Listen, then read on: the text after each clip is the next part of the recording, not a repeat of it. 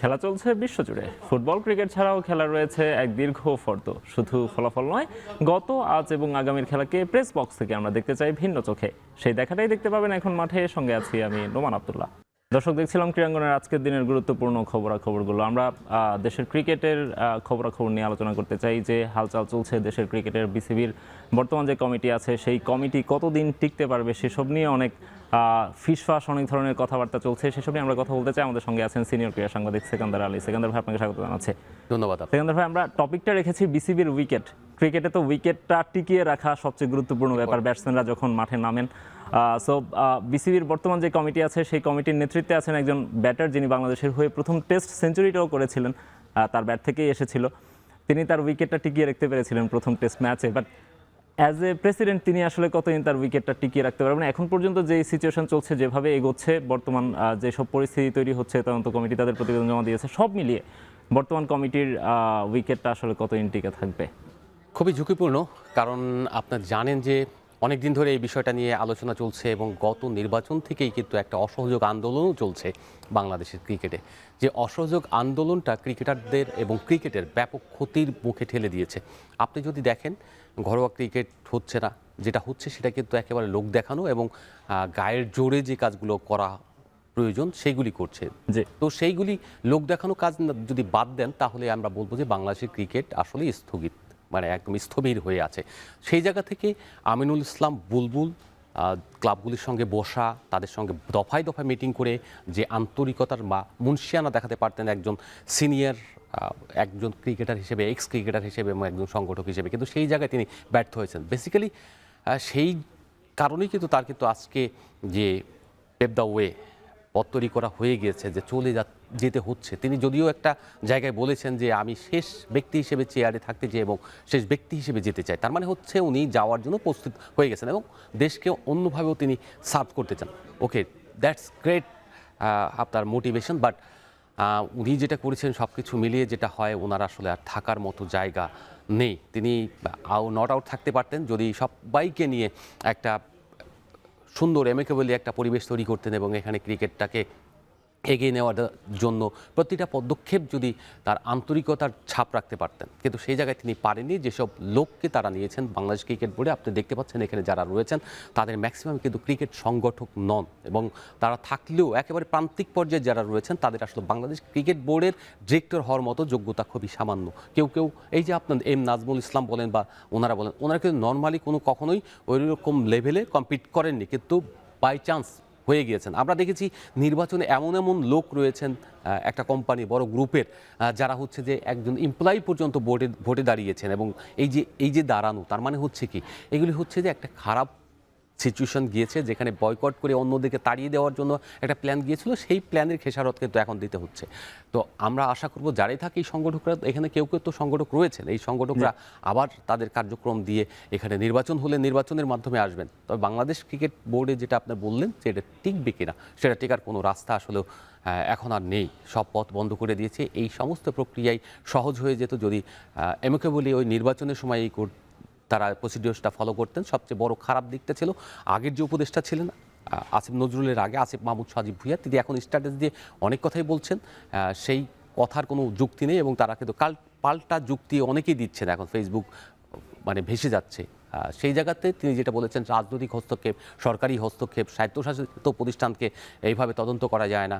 ভাই, আপনি যখন পুরো নির্বাচন প্রক্রিয়াকে পক্ষ নিয়ে আপনার নির্বাচনকে প্রভাবিত করেছেন, তখন আর আপনার এই মুখে এই কথা শোভা পায় না। যার ফলে আপনি কিন্তু আজকে আমিনুল ইসলাম বুলবুলকে ভালনারেবল যেটা আমরা বলি, ঝুঁকিপূর্ণ, সেই ঝুঁকিপূর্ণ জায়গায় ফেলে রেখে গেছেন, এবং আপনি ফারুক আহমেদকে যেভাবে অপমান করেছেন, আবার অপমান করে আবার তাকে নিয়ে এসেছেন, এবং নিয়ে এসেও আরেকবার অপমান করেছেন। তার মানে হচ্ছে আপনি এই প্রক্রিয়াগুলি যদি না করতেন, যদি একটা স্মুথলি একেবারে যে আদর্শ নিয়ে এই বাংলাদেশ পরিবর্তনের একটা চিন্তা ছিল, আদর্শ নিয়ে, সেই আদর্শ নিয়ে জায়গা থেকে তিনি যদি একটা রেফারির ভূমিকা পালন করে একটা স্বচ্ছ নির্বাচন দেওয়ার চেষ্টা করতেন, তাহলে আজকে এই অবস্থা হতো না। একটা প্রশ্ন তিনি তুলেছেন আসিফ মাহমুদ, গতকাল আমরা দেখেছি, সেটি হচ্ছে যে তিনি বলছেন যে এই যে এখতিয়ার বহির্ভূতভাবে বা যেটা সেসব নিয়ে আপনি কথা বলছেন, আমরা জেনেছি, জানি, কিন্তু তিনি একটা কথা বলছিলেন যে হাইকোর্টে চলমান একটা বিষয়ে বা বিচারাধীন একটা বিষয়ে তদন্ত কমিটি আলাদা করে মন্ত্রণালয় গঠন করতে পারে কিনা, এরকম একটা প্রশ্ন তিনি তুলেছেন। আসলে এরকম সুযোগ আছে কিনা? কারণ অলরেডি আমরা জানি যে বিসিবির এই কমিটির এগেনস্টে কিন্তু একটা মামলা চলছে, সাবেক সংগঠকরা একটা মামলা করেছেন। তো সেই মামলার চলাকালীন সময়েই কি আরেকটা তদন্ত কমিটি মন্ত্রণালয়ের করার সুযোগ আছে কিনা? সেই মামলায় তো যে রায় হয়েছিল সেই রায়ে তো বলে দিয়েছিলেন যে বুলবুলের যে চিঠি, একটা চিঠিকে কেন্দ্র করে আপনার আদালতে মামলা হয়েছিল, সেই মামলার রায়ে বলেছিল যে এই চিঠি দেয়া অবৈধ, তিনি পারেন না সেই চিঠি দিতে এবং অ্যাডহক কমিটি থেকে কাউন্সিলর মনোনয়ন করতে পারে না। তো সেই জায়গা থেকে সেই রায় স্থগিত করে আপনি এখানে নিয়ে আসেন, তার মানে তো রায় হয়ে গেছে, পূর্ণাঙ্গ রায় সেম জিনিস আসবে, তার মানে তো আপনি অবৈধ।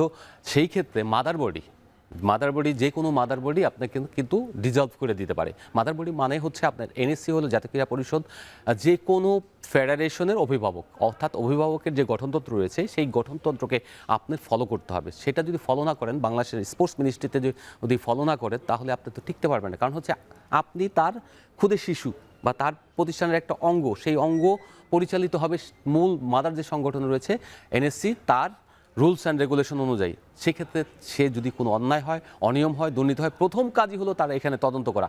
আপনি বরঞ্চ সেটা করেন নাই, ওই সময় আপনি নির্বাচন জোর করে দিয়েছেন, সেই জায়গায় আপনি অন্যায় কাজ করেছেন। অর্থাৎ যখন আপনি ছিলেন মন্ত্রণালয়ে তখন আপনার উচিত ছিল এরকম একটা তদন্ত করে স্বচ্ছতার সহিত সব কিছু আপনার বিবেচনা করে একটা সমাধান দেয়। কিন্তু সেটা যখন করেননি, তার মানে আপনি এখন এই প্রশ্ন তোলার কোনো মানে হয় না। যদি আদালতের কোনো রায় দেওয়ার করে মানে প্রয়োজন পড়ে, আদালত কিন্তু স্বেচ্ছাপ্রণোদিত হয়ে এটা দিতে পারে। তবে আগে সেই রাষ্ট্র এখন তার প্রসিডিওর্সটা ফলো করছে। এই প্রসিডিওর্স ফলো করার পরে কি হয় সেটা দেখা যাক। সাকিব ভাই, আরেকটা জিনিস আমার মাথায় আসছে, সেটা হচ্ছে যে এই যে আসিফ মাহমুদ বলছেন যে এখতিয়ার বহির্ভূতভাবে একটা স্বায়ত্তশাসন প্রতিষ্ঠান বিসিবি তাদের উপর মন্ত্রণালয় হস্তক্ষেপ করছে। আপনি বলছেন যে তিনিও হস্তক্ষেপ করেছেন। আমার প্রশ্নটা হচ্ছে, তিনিও হস্তক্ষেপ করেছেন বলেই কি বর্তমান সরকারের হস্তক্ষেপ করা জাস্টিফাইড হয়ে যায়? হস্তক্ষেপ না, এটা হস্তক্ষেপ না। কেন? কারণ তদন্ত করছে কাদের প্রেক্ষাপটে? সরকার এসে কিন্তু ডাইরেক্ট তদন্ত করতে যায়নি। আপনার কারা দিয়েছে, আমরা কারো পক্ষ নিতে পারি না, কারণ আমরা জানি।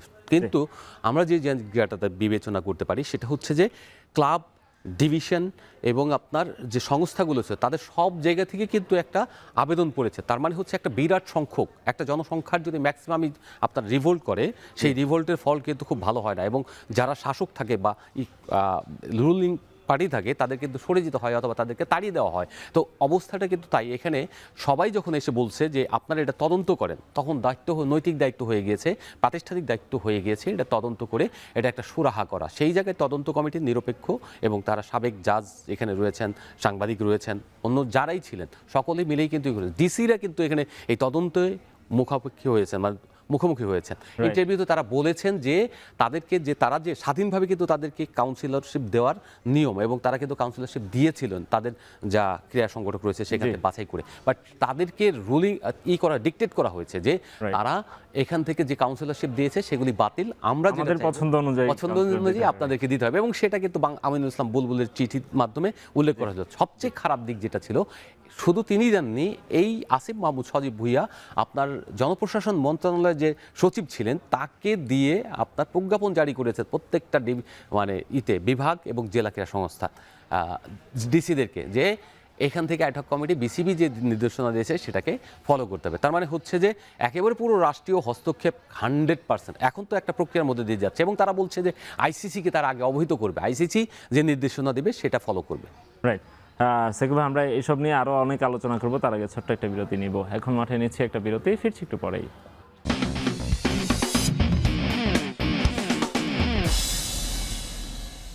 বিরতির পর ফিরে এলাম, দেখছেন এখন মাঠে। দর্শক, কথা বলছিলাম বিসিবির উইকেট নিয়ে। আমাদের সঙ্গে আছেন সিনিয়র ক্রীড়া সাংবাদিক সেকান্দার আলী। সেকান্দার ভাই, আমরা যেখানে শেষ করেছিলাম যে হস্তক্ষেপ আসলে কে কতটুকু করছে বা করেছে, আসিফ মাহমুদ গতকাল অনেকগুলো অভিযোগের মধ্যে আরও একটা অভিযোগ করেছেন। সেটি হচ্ছে যে তিনি বলছেন যে কালকে তার স্টেটাসে তিনি বলেছেন যে পরিচালকদেরকে ভয় দেখিয়ে পদত্যাগ করানো হচ্ছে। একের পর এক পরিচালক পদত্যাগ করছেন। গত পরশুদিন যে বোর্ড সভা হলো আমরা দেখলাম তার পরপরই 4 জন একসঙ্গে পদত্যাগ করেছেন। সব মিলিয়ে এখন পর্যন্ত 25 জনের কমিটির 7 জনই গণ, আমরা দেখছি যে আর 18 জন আছেন। তো এই যে একের পর এক পদত্যাগ করছেন, তার কারণটা কি, এটা একটু আপনি আমাদেরকে জানানোর চেষ্টা করবেন। আরেকটা হচ্ছে যে আসিফ মাহমুদ যে অভিযোগটা করছেন সেটি আসলে কতটুকু ভ্যালিড? আমার কাছে মনে হয়েছে তিনি একটা অভিযোগ করা দরকার, সেটাই এই জন্যই তিনি এই কাজটা করেছেন। তার সময় যত রকমের অভিযোগ উঠেছে সবগুলিতে তিনি মুহূর্তে উড়িয়ে দিয়েছেন এবং উন্মুক্তভাবে যেভাবে খুশি সেভাবে এই আমিনুল হকেরও সমালোচনা করেছেন এবং সেই সমালোচনাগুলো যদি এখন দেখেন এবং তার এখনকার কথা যদি মেলাতে যান তাহলে মনে হবে যে মানুষ যে দ্বিচারিতা করে সেই দ্বিচারিতার পুরোটাই করছেন, তার কোনো নীতি নৈতিকতা তার ভেতরে আছে বলে আমার মনে হয় না। আপনি অভিযোগ করলেন যে লন্ডনে গিয়ে তামিম ইকবাল পাপন সাহেবকে করেছেন, ওর নাম কি, পারসিউ করেছেন যে আইসিসি যেন এখানে কোনো রকম হস্তক্ষেপ না করে তামিম ইকবালের নাম নেননি তিনি, যদিও নাম নেননি, কিন্তু তিনি কাকে মিন করেছেন সেটা ক খ গ ঘ সবাই বোঝে। তারপর বিরাট কোহলিকে দিয়ে এই কথা তিনি আগেও বলেছিলেন, তো বিরাট কোহলির কথা বলেছেন। এইসব কথা বলার অর্থ হলো আপনার উদরপিণ্ডি বুদুর ঘাড়ে নিজের যে ব্যাকলট ছিল সেই ব্যাকলট দায় অপরাধ সেগুলিকে তিনি অন্যের উপর চাপিয়ে দিচ্ছেন, ডাইভার্ট করা। এটা একটা মোটিভলি ইচ্ছাকৃতভাবে এটা করে সাধারণত, এটা একটা ব্যাপার। আর একটা ব্যাপার হচ্ছে যে আপনি যেটা বললেন যে বাংলাদেশের যে বিসিবি যে পরিচালকদের পদত্যাগের বিষয়টা, মূলত এর কারণটা কি আসলে?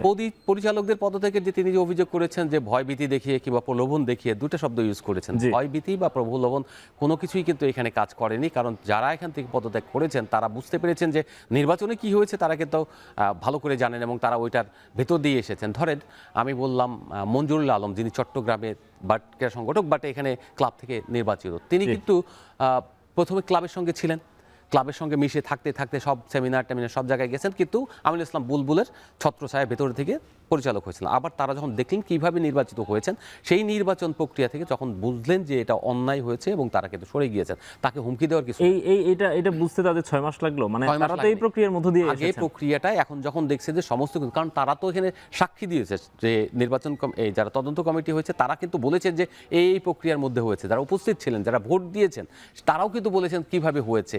আপনি আসিফ মাহমুদ সজীব ভুঁইয়ার যে পিএস ছিলেন, তিনি হোটেলে, একটা 5 তারকা হোটেলে, যিনি এখন সাখাওয়াত সাহেবের ওখানকার সিইও, ওই হোটেলে বসে রাতে প্যানেলের পুরো তালিকা ধরিয়ে দেওয়া হয়েছে। আপনার মেজর ইমরোজ, যিনি সার্চ কমিটিতে ছিলেন, তিনি ওখানে ভোট দিতে বাধ্য হয়েছেন এবং অন্যরা ভোট দিতে বাধ্য হয়েছেন, নো ওয়ে টু স্ট্যাম্প।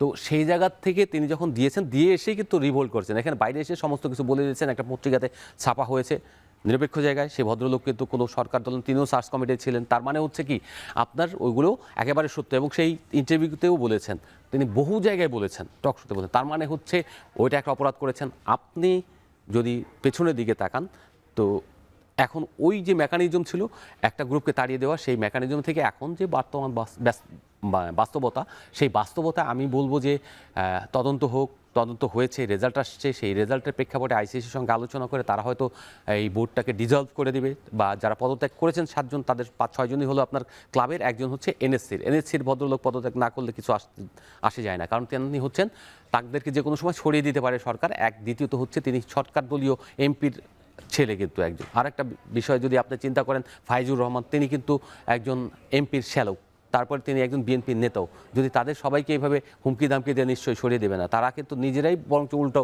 বোর্ডের ভিতরে করেছে, প্রতিবাদ করেছে কিছু কার্যক্রম নিয়ে। এই যে কার্যক্রম এবং তাদেরকে বরঞ্চ বিএনপির যারা ঘেঁষা ছিলেন তাদেরকে কোনো কমিটির চেয়ারম্যান বানানো হয়নি।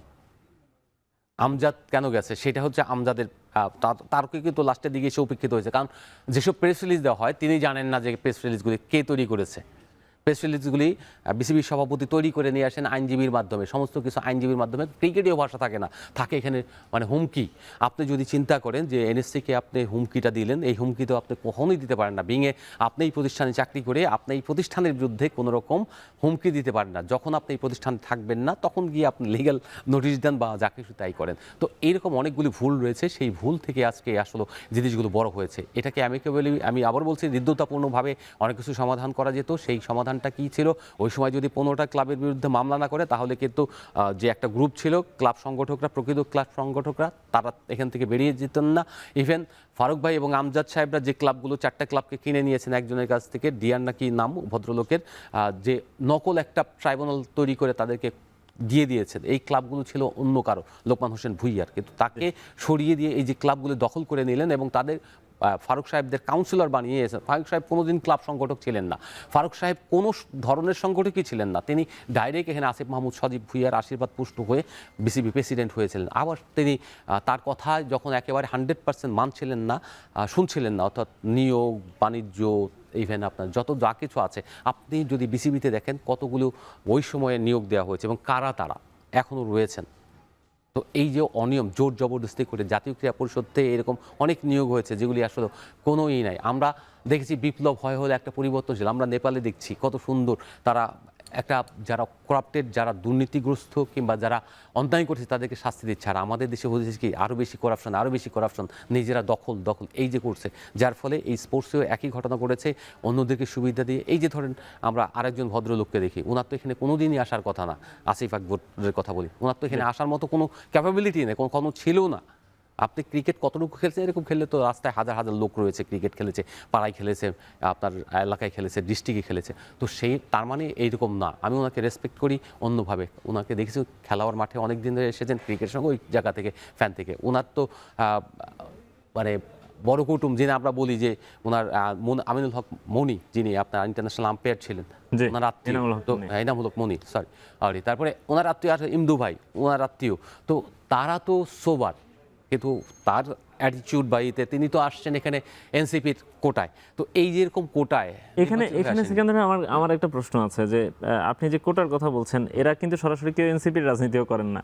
আমরা সাধারণত যেটা দেখি যে পলিটিক্যাল দলগুলো যখন কোনো সরকার ক্ষমতায় থাকে, তখন যদি এই ধরনের ইলেকশনগুলো হয় বা এখন যে ইয়েটা হচ্ছে সামনে, হয়তো যারা ফ্রন্ট লাইনে আছে এখন বিসিবিতে যারা আসতে চাচ্ছেন বা দৌড়ঝাঁপ করছেন, এদের সবারই একটা পলিটিক্যাল ব্যাকগ্রাউন্ড আছে বা থাকে। এই কমিটিতে ম্যাক্সিমামেরই কিন্তু এনসিপি, তো নতুন দল, এনসিপিতে এরা এনসিপি করেন না। এরা আসলে কোন বেসিসে এই কমিটিতে আসতে পেরেছেন? মানে এদেরকে কোথা থেকে খুঁজে নিয়ে আসলেন সাবেক? দেখুন, অনেকগুলি বিষয়ে এখানে কাজ করেছে, ভেতর থেকে পেছন থেকে কিছু লোক কাজ করেছে, যেটা আমরা অভিযোগ শুনেছি। শামীম সাহেব যে আপনার রাজশাহীর যে ডিরেক্টর হয়েছেন, তিনি কিন্তু বলেছেন যে উপদেষ্টা যে পিএস ছিলেন, তাগুলো খরচপাতি লাগবে, সেই খরচপাতিটার কথা তো আপনার ওপেন সিক্রেট, এটা তো আমার বা আপনার না।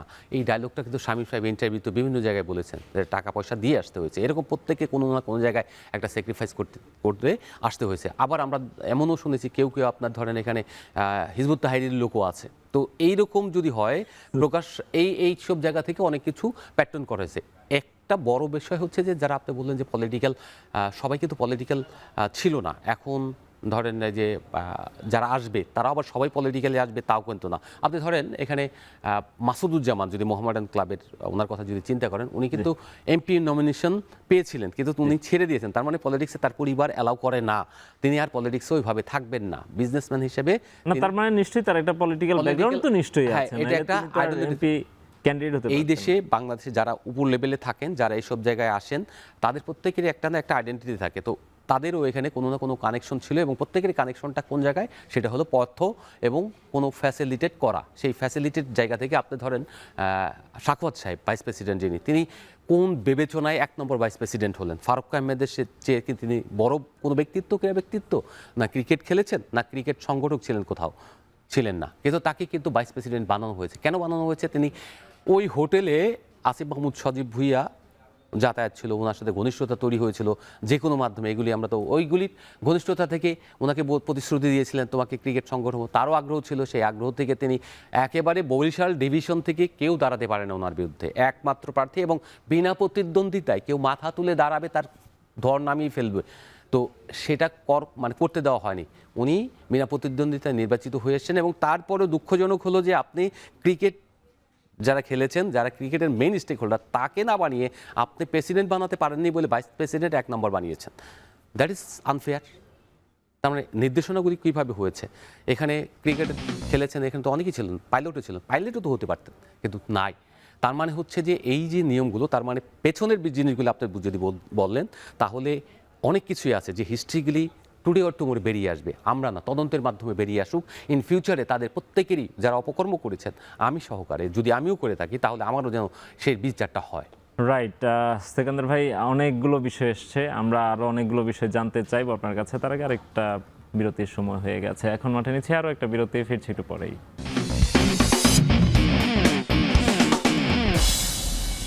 বিরতির পর ফিরে এলাম আরও একবার, আপনারা দেখছেন এখন মাঠে। আপনার ভাই, আমরা বলছিলাম বিসিবির বর্তমান কমিটি কিভাবে এসেছে, নানা বিষয় নিয়ে আপনি আলাপ করছিলেন।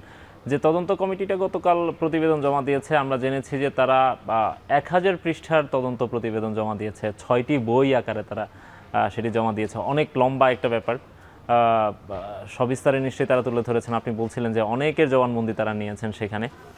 তো সেই তদন্ত প্রতিবেদনে আসলে কি কি আছে সেটি যদিও তারা জানাননি, কয়েকটা হিন্টস দিয়েছেন। তারা গঠনতন্ত্র সংশোধনের সব সুপারিশ করেছেন, কিভাবে বিসিবি চলতে পারে, বিসিবি নির্বাচনগুলো পরবর্তীতে হতে পারে, সেই সুপারিশ তারা দিয়েছেন। কিন্তু মূলত যে তদন্তের উদ্দেশ্যে যেটি আসলে তারা খতিয়ে দেখতে চেয়েছিল জাতীয় ক্রীড়া পরিষদ, সেটি আসলে কতটুকু উঠে এসেছে আমরা এখন পর্যন্ত জানি না।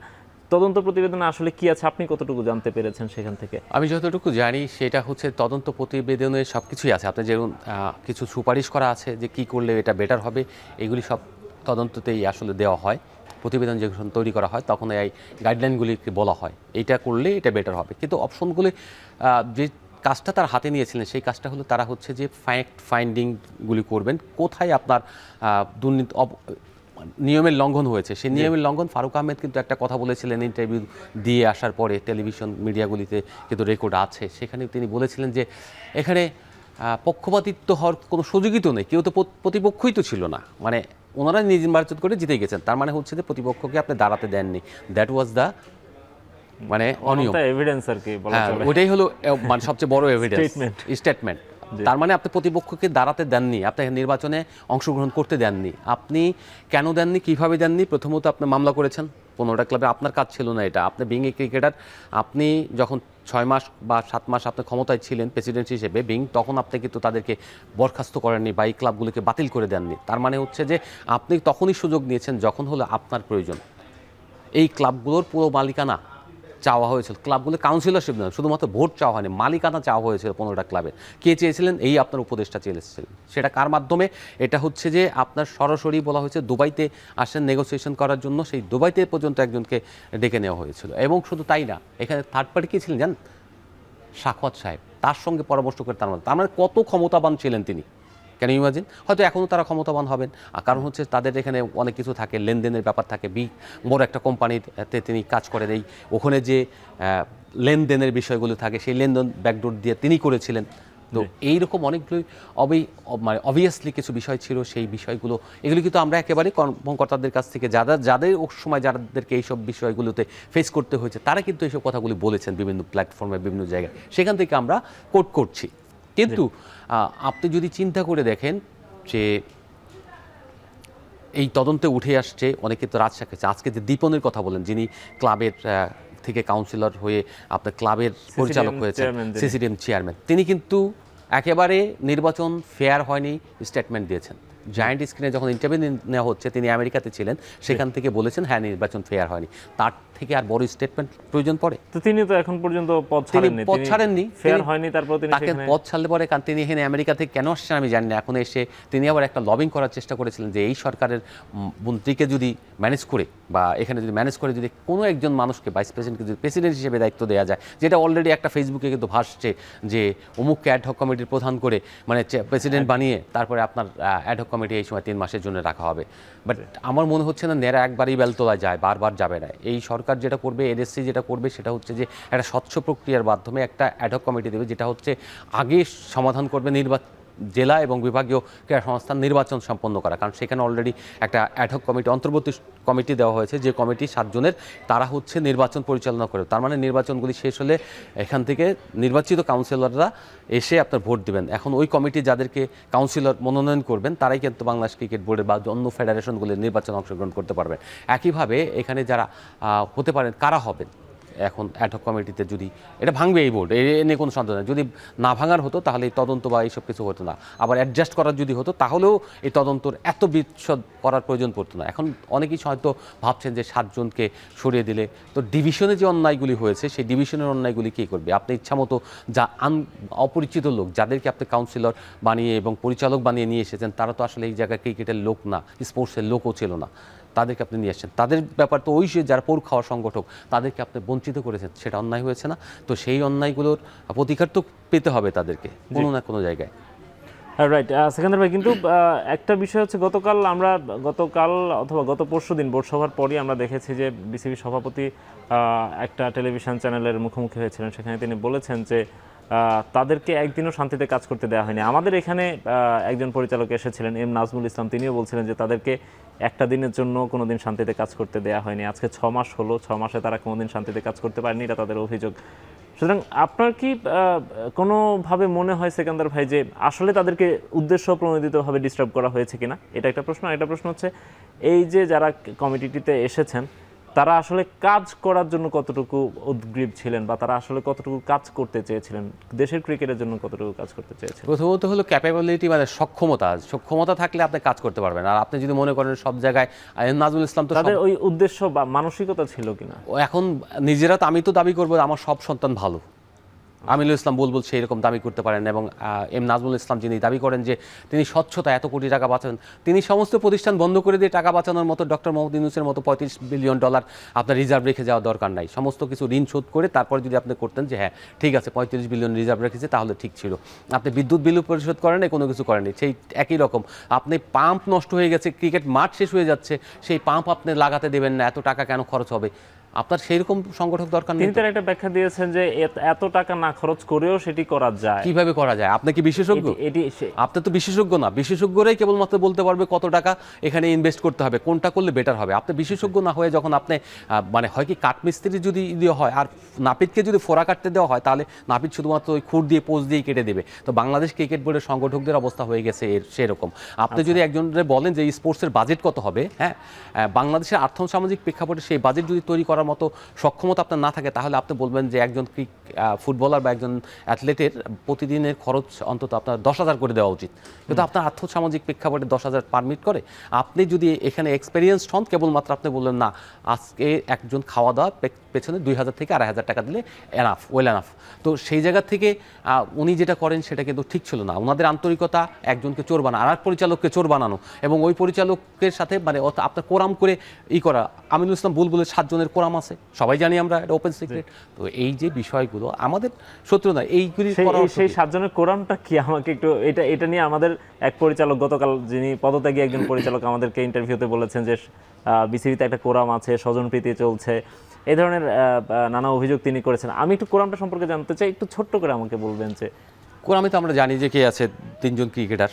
আপনার যদি 3 জন, কোরামের মধ্যে ফারুক ভাই নাই, ফারুক ভাই আবার আর এক দলের। এখানে যদি আপনি হ্যাঁ আপনার পাইলটের কথা চিন্তা করেন, রাজ্জাক আছে, তার সাথে যদি আপনি চিন্তা করেন, আপনার যে আসিফ আকবরের কথা বলেন, তারপরে এম নাজমুল ইসলাম, তার সঙ্গে সাখাওয়াত সাহেব আছেন, এরকম বেশ কয়েকজন রয়েছেন যারা হচ্ছে যে এই কমিটির ওনার 7 জনের একটা কোরাম, যান অনেক ডিসিশন নেওয়ার ক্ষেত্রে তারা প্রভাবিত করেন, এবং ওখানে ভেতরে অনেক রকমের ঘটনা ঘটে থাকে। তো সেইগুলি আসলে কখনো স্বাস্থ্যকর না।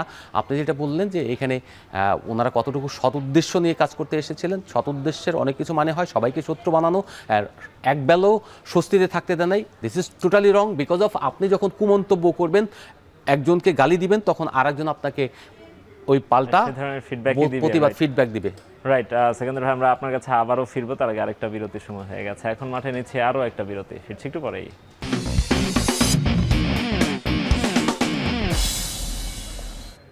বিরতির পর ফিরে এলাম আরও একবার, আপনারা দেখছেন এখন মাঠে। সেকেন্দার ভাই, আমরা কথা বলছিলাম বিসিবিতে যেভাবে তারা এই কমিটিটা এসেছেন, বা তারা কি করেছেন, তাদের বিরুদ্ধে অনিয়মের অভিযোগ, আগের উপদেষ্টার বিরুদ্ধে অনিয়মের অভিযোগ, বা যত যা কিছু এখনকার সরকার কি করছে না করছে, যত যা কিছুই হোক, আলটিমেটলি ক্ষতিটা হচ্ছে কিন্তু দেশের ক্রিকেটের।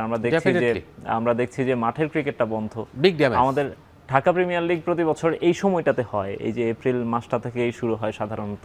সেই ঢাকা প্রিমিয়ার লিগ এখন পর্যন্ত কিন্তু অনিশ্চিত, কয়টা ক্লাব খেলবে বা আদৌ খেলবে কিনা, বিগ টিমগুলো এখন পর্যন্ত খেলতে রাজি হয়নি, নানা রকম সংকট, নানা রকম আশঙ্কা। এবং আরেকটা ব্যাপার হচ্ছে যে জাতীয় দলের সিরিজ আর 2 দিন পর। আমরা সাধারণত দেখি যে জাতীয় দলের একটা সিরিজ শুরু হওয়ার সিরিজের আগে ক্রিকেটারদের যে প্রস্তুতি থাকে, ক্রিকেটাররা প্রস্তুতি নিচ্ছেন, বাট মিডিয়ার যে তৎপরতা থাকে বা ওই দিকে যে পরিমাণ ফোকাস থাকে, সেরকম ফোকাস কিন্তু এখন নাই। আমরা এখনও আজকেও আলোচনা করছি যে বিসিবির এই কমিটি আসলে টিকবে কিনা।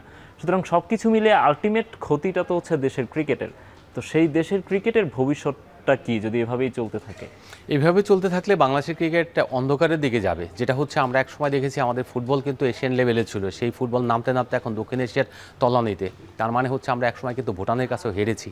তো সেই রেকর্ডগুলো আমাদের নিষিদ্ধও ছিলাম বেশ কয়েক বছর। নিষিদ্ধও ছিলাম। তো এই যে এরকম যদি হতে থাকে আমাদের ক্রিকেটের অবস্থাও কিন্তু ওই সেই তলানির দিকেই যাবে। একটা জায়গা যদি দেখেন আমাদের ট্রানজ্যাকশন পিরিয়ড এমনিই পার করছি আমরা, সেই সময় তার কোন ক্রিকেটে, সেটা হচ্ছে ওয়ানডে ক্রিকেট, লিস্টে ক্রিকেট যেটা, সেই ট্রানজ্যাকশন পিরিয়ড বলতে আমরা ওয়ানডে ক্রিকেটে আমরা সবচেয়ে ভালো দল ছিলাম আন্তর্জাতিকভাবে। সেই জায়গায় আমরা ব্যর্থ হয়েছি গত 2 বছরে।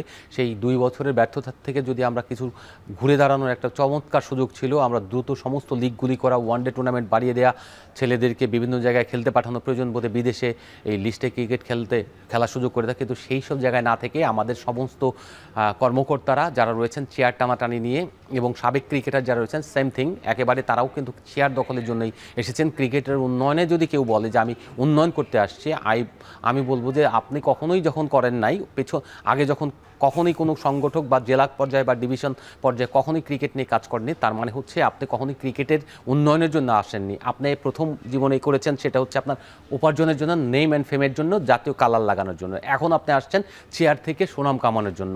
তো সেই ক্ষেত্রে ক্রিকেটের যদি মঙ্গল চাইতেন তাহলে যেটা করতেন সেটা হচ্ছে যে আপনার সর্বপ্রথম আত্মসমর্পণ করা। আপনি যদি কাউকে হৃদয় জয় করতে হয় তাহলে নিজেকে আত্মসমর্পণ করতে হবে। কার কাছে?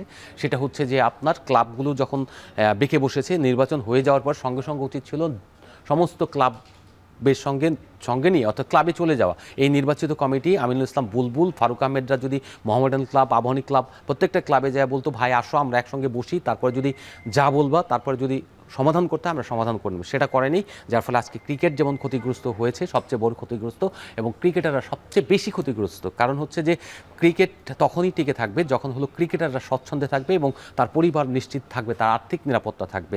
অর্থাৎ এই ফোকাসটা থেকে আপনি তাকে সরিয়ে দিয়েছেন, তাকে বঞ্চিত করেছেন। আয় নাই, রোজগার নাই। আপনি এই যে এখানে মেয়েদের একটা ফার্স্ট ডিভিশন টুর্নামেন্ট করতে যাচ্ছেন, লিগ করতে যাচ্ছেন, সেখানে 30,000 টাকা থাকবে মাত্র পারিশ্রমিক। একটা মেয়ে 30,000 টাকা দিয়ে একটা ব্যাট কেনা যায় না। একটা ব্যাট কিনতে হলে লাগে 50-60 হাজার টাকা বা 1.5 লাখ, 1 লাখ, 1.5 লাখ টাকা। সেখানে 30,000 টাকা আপনি তাকে সম্মানী দেবেন। ধিক্কার! আপনার যদি এখানে আবার চিন্তা করেন এই যে ছেলেদের ক্রিকেটে আপনি 1 লাখ টাকা দেবেন, ওই ছেলে তো ব্যাট বল কিনবে নাকি বা আপনার ট্রেনিং করবে না, খাওয়া দাওয়া করবে না, তার পরিবার চালাবে। তার মানে আপনি ক্রিকেটটাকে শেষ করে দিচ্ছেন। লিগ, ক্লাব ক্রিকেট না থাকলে বাংলাদেশে ক্রিকেট থাকবে না। আপনি যতই ফার্স্ট ক্লাস ক্রিকেট খেলান, একটা নির্দিষ্ট সংখ্যক ক্রিকেটার ওখানে খেলা, আর এখানে খেলে কয়েকশো ক্রিকেটার। কয়েকশো ক্রিকেটারের মধ্যে তার পরিবার চলে। আর কম্পিটিটিভনেস থাকে বলে, ক্লাবের ক্রিকেট হয় বলে কম্পিটিটিভনেস থাকে, অর্থাৎ প্রত্যেকে জিততে চেষ্টা করে, ফাইট করে। ওই ফাইটের কারণে ছেলেদের মধ্যে লড়াই হয়। আবাহনী মোহামেডান কিংবা আপনার যদি শেখ জামাল বা ওই আপনার যেটা আছে কি সোনারগাঁও ক্রিকেটার যেগুলি আছে আমরা যদি বলি, সেগুলি যদি প্রতিদ্বন্দ্বিতা না থাকতো তাহলে ক্রিকেট হতো না। যে কারণে তামিম ইকবালরা কিংবা সাকিব আল হাসানরা বিভিন্ন দলে খেলতেন এবং তাদের মধ্যে আমরা লড়াই দেখি। যে কারণে আমরা ডিসিশন মেকিংয়ে যদি ভুল হয় তাহলে সাকিব আল হাসানকে মানে যদি আনপ্রেসিডেন্টাল তারপরে উইকেট উপরে ফেলেন, তার মানে হচ্ছে যে প্রতিবাদ, এই উত্তেজনাগুলি থাকে, যার ফলে প্রতিদ্বন্দ্বিতাপূর্ণ ক্রিকেট হয়, ভালো হয়। আপনি সেটাও বন্ধ করে দিয়েছেন, সেখান থেকে আপনার ক্রিকেটারদের রুজি বন্ধ করে দিয়েছেন। আর অনেকেই বলে যে প্রিমিয়ার লিগ বা ঢাকা লিগ থেকে তো ক্রিকেটার উঠে আসে না। ক্রিকেটার কখনো এই লিগ থেকে উঠে আসে, কারণ এটা তাদের মঞ্চ যে পারফরমেন্স করে বেটার ক্রিকেট খেলে আপনার আন্তর্জাতিক মানে নিজেদেরকে নিয়ে যাওয়ার মঞ্চ, এবং যারা আন্তর্জাতিক খেলে তাদেরকে এই মঞ্চ তৈরি করে দেওয়া যে তারা যেন এখানে বেটার ক্রিকেট খেলে জাতীয় দলে আরও ভালো পারফরমেন্স করে। কিন্তু সেই জায়গা থেকে আমি বলবো পুরোপুরি বাংলাদেশের এই যে এখন যে কমিটি রয়েছে, গত 18 মাস থেকে শুরু করে আগের বার যেটা গেছে সেটা কিন্তু ভালোভাবে ফারুক ভাই মোটামুটি লিগ টিক সব কিছু স্বচ্ছভাবে করতে পেরেছিলেন। কিন্তু এই আমিনুল ইসলাম বুলবুল আসার পর থেকে সমস্ত কিছুতেই কিন্তু একটা নেগেটিভ ভাইব চলে গেছে। উনি একটা টুর্নামেন্ট করেন পিকনিক জাতীয়, যেটা কিন্তু ওই যে আপনার সিনিয়র ভাইস প্রেসিডেন্ট ছিলেন সিজিডিএমের, উনি কিন্তু বলেই গিয়েছেন যে একটা সাক্ষাৎকার প্রত্যেক সাংবাদিকেরই বলেছেন যে পিকনিক লিগ হয়েছে, যে ফার্স্ট ডিভিশন লিগ কেন আপনি করেছেন প্রথমে, নর্মালি নর্মস অনুযায়ী আপনি করেন না, কিন্তু করেছেন কারণ হচ্ছে বাংলাদেশ ক্রিকেট বর্তমান বোর্ডে যারা রয়েছেন পরিচালক, তাদের অধীনস্থ ম্যাক্সিমাম ক্লাবগুলো 12টা ক্লাব ছিল, এই কারণে আপনি ওই লিগটা করেছেন। আপনার থার্ড ডিভিশন করতে পারছেন না, আপনি 5টা ক্লাব নিয়ে আপনি একটা মিটিং করলেন, মিটিং করে মেজরিটি উপস্থিত না, 15টা ক্লাব উপস্থিত না, আপনি একটা প্রজ্ঞাপন জারি করে দিলেন 11 তারিখে দলবদল, তারপরে আপনার 15 তারিখ থেকে লিগ শুরু করে দিলেন। How come? কাকে নিয়ে খেলবেন আপনি? এইরকম হচ্ছে আমাদের চরিত্র। তো এখানে আরেকটা প্রশ্ন আসে, সেটি হচ্ছে যে সেকেন্দার ভাই, আপনি যাদেরকে এখন ঘোরাফেরা করতে দেখছেন যারা ভবিষ্যতে আসতে চান আর কি, আপনি বলেই দিয়েছেন যে এই কমিটি থাকছে না, এটা আপনি নিশ্চিত? আমি মোটামুটি আপনি নিশ্চিত? সো যারা সামনে আসতে চান তারা আসলে এই সংকটগুলো কতটা কাটিয়ে উঠতে পারবেন, তারা দেশের ক্রিকেটের উন্নয়নে কতটা কাজ করতে পারবেন? এর আগেও অনেকেই কিন্তু এর আগেও ক্রিকেট বোর্ডের সঙ্গে যুক্ত ছিলেন, তাদের বিরুদ্ধেও নানা ধরনের অভিযোগ আছে। অভিযোগ অনেকেই থাকে। প্রথমত কয়েক মানুষের সার্ভ করার অনেকগুলি প্রক্রিয়া রয়েছে। ধরেন আপনি একটা বড় বড় ক্লাবে অনুদান যারা যায়, নিয়মিত ক্রিকেটে টাকা খরচ করে, তাদের কিন্তু একটা অবদান রয়েছে। এই অবদান কিন্তু সবচেয়ে বড় অবদান। টাকা যারা ইনভেস্ট করে তারা টাকা দিয়ে থাকে, কেউ হলো সরাসরি গায়ে খেটে থাকে। তো এখন গায়ে খেটে তারা কারা থাকে? যারা হচ্ছে অর্থনৈতিকভাবে সাপোর্ট দিতে পারে না। সেই যারা আসবেন, আপনি যে প্রশ্নটা করলেন, আমি মনে করি না একেবারে সহজেই সব কিছু হয়ে যাবে বা সহজেই এসে পেয়ে যাবেন। কারণ হচ্ছে যে এখানে গ্রুপিং হবে, দলাদলি হবে এবং এখান থেকে মারামারি করে যারা পারবেন বা উপরের লেভেলে সমর্থন পাবেন তারাই কিন্তু আসবেন। এখন কথা হচ্ছে যে আপনি যারাই পাইপলাইনে রয়েছেন আসার জন্য, তাদের প্রত্যেকেরই বোঝা উচিত শুধুমাত্র তরুণ দিয়ে হয় না, অভিজ্ঞতার ব্যাপার রয়েছে। একটা সত্য একটা গল্প বলে দেই। সেই একটা অঞ্চলে হাতি অনেক বেশি হয়ে গেছিল, ফসলের ক্ষতি হয়, এই জন্য সরকার সিদ্ধান্ত নিল যে বুড়ো হাতিগুলোকে মেরে ফেলা হবে। তো মেরে ফেললো যথারীতি। মেরে ফেলার পরে হঠাৎ একদিন দেখা গেল সমস্ত হাতি জলোচ্ছ্বাসে মারা গেল। মারা যাওয়ার পরে কারণ হচ্ছে কি, তখন অনুসন্ধান করলে কেন মারা গেল, তখন দেখা গেল ওই বুড়ো হাতিগুলো না থাকার কারণে এই যে উদীয়মান বাচ্চা হাতিগুলো তারা জানতো না যে প্রাকৃতিক দুর্যোগগুলি কখন আসে, ফলে তারা সবগুলি ওই জলোচ্ছ্বাসে মারা গিয়েছে। ফলে ওই বুড়ো হাতিগুলি বুড়ো সংগঠকদের রাখা উচিত। যারা তরুণ সংগঠক আসতে চান, তারা পুরো বদলে দিতে চান, তারা কিন্তু পারবেন না। তাই কি সেই একজন ক্রিকেটারের কথা বলছেন যে একজন ক্রিকেটারকে সাবেক ক্রীড়া উপদেষ্টা মেনশন করেছেন? না, আমি এইভাবে বলতে চাই না। যারাই আছেন, যেই আসতে চান। এখন যদি ধরেন এখানে অনেকেই তো রয়েছেন, বাংলাদেশ ক্রিকেট বোর্ড তরুণ সংগঠকও ছিলেন, তরুণ পরিচালকরাও ছিলেন, তাদেরকেও উদ্দেশ্য হয় বলছি, বুড়ো এবং বুড়ো বলবো না, অভিজ্ঞ, একটা মিশেল দল চাই আমরা, যারা হচ্ছে তাদের পরামর্শ আপনি কাজে দেবে এবং সেই পরামর্শ নিয়ে আপনি একটা বোর্ডকে সুন্দরভাবে পরিচালিত করবেন। এবং শুধু তাই না, যেন অ্যামিকেবলি সব কিছু হয়, হৃদ্যতাপূর্ণভাবে হয়, সেই চেষ্টাগুলি করবেন। তার সঙ্গে সঙ্গে আপনি যে তরুণ আছেন, আগামী 10 বছর পরে যেন আপনি একদম এক্সপিরিয়েন্স হয়ে উঠতে পারেন এবং আপনার অভিজ্ঞতা যেন প্রাতিষ্ঠানিকভাবে এখানে রেখে যেতে পারেন। ভবিষ্যতে যারা আসবেন তারা যেন একদম প্রকৃত পথেই আসেন। রাইট, আমরাও সেটাই আশা করব সেকেন্দার ভাই, এবং সবকিছু ঠিকঠাক হবে, দেশের ক্রিকেটের মঙ্গলের জন্যই কাজ করবেন সংগঠকরা, আমরা সেটাই চাইবো। আপনাকে অসংখ্য ধন্যবাদ আমাদেরকে সময় দেওয়ার জন্য। শেষ করছি এখন মাঠের আজকের আয়োজন। এখন টেলিভিশন ওয়েবসাইটে দেখতে ভিজিট করুন www.ekhon.tv, এছাড়া ফেসবুকে দেখুন facebook.com/tv.ekhon, ইউটিউবে এখন টেলিভিশন দেখতে ভিজিট করুন youtube.com/c/ekhon tv।